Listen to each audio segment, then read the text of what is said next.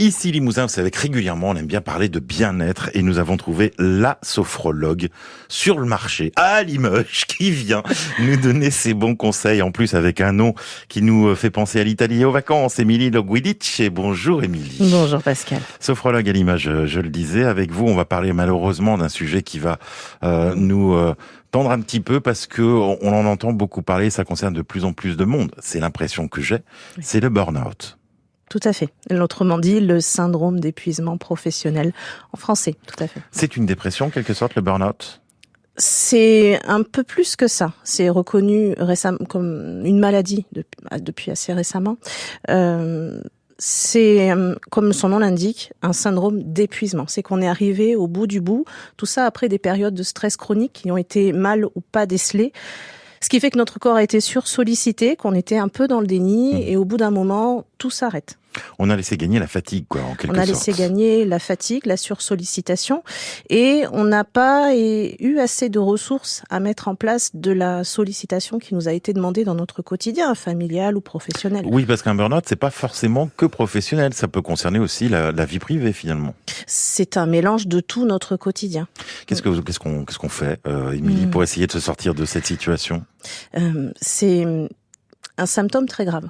Quand on est en situation de burn-out, notre corps s'arrête, comme je l'ai dit. Donc là, il faut à un moment s'écouter, arrêter et se laisser porter par le corps médical.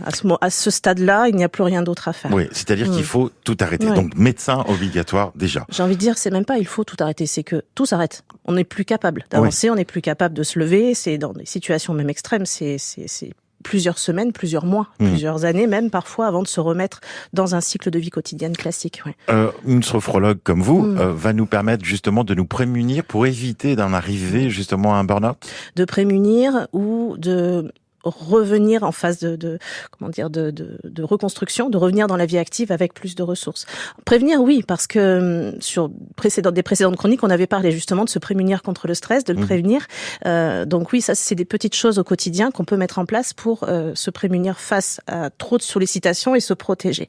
En phase de reconstruction, suite à un burn-out, la sophrologie, elle peut venir aider à justement se préparer, reconstruire sa vie, se réinventer un avenir professionnel, se rebâtir des ressources pour être plus fort ou plus forte, pour réentreprendre sa vie avec envie et avec de nouveaux projets. Bon, vous avez 1 minute pour nous dire comment on fait. Et ce qu'on fait, surtout.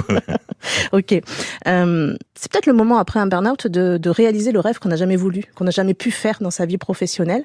Ça peut être aussi une façon, un moment de réapprendre à s'écouter, à se reconnecter à son corps et justement à déceler des signes qui font que on en est arrivé là. Maintenant, je ne veux plus que ça m'arrive. Donc, comment je vais me reconnecter à moi-même pour être plus vigilant. On va faire des exercices physiques aussi. C'est La sophrologie, voilà, c'est toujours une combinaison d'exercices respiratoires, d'exercices de relaxation dynamique, relaxation musculaire douce. Donc, c'est une combinaison de tout ça avec de la projection visuelle.